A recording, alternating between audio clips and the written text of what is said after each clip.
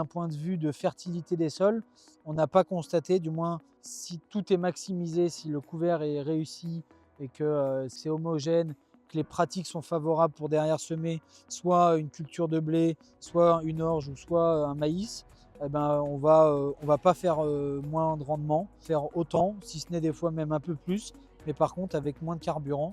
on va consommer nettement moins. Là, pour l'implantation du couvert végétal, on était à un peu environ 6 litres par hectare.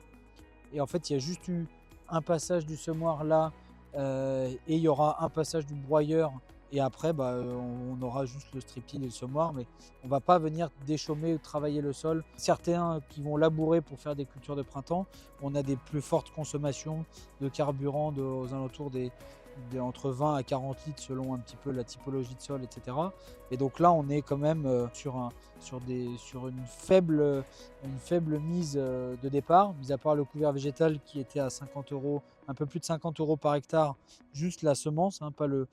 coût du semoir, ni le carburant, ni le temps humain. Mais au final, on s'y retrouve complètement et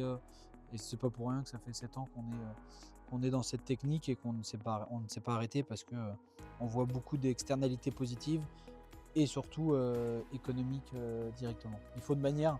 que l'intérêt soit tout de suite économique pour que ça puisse être maintenu et que la démarche se soit amplifiée.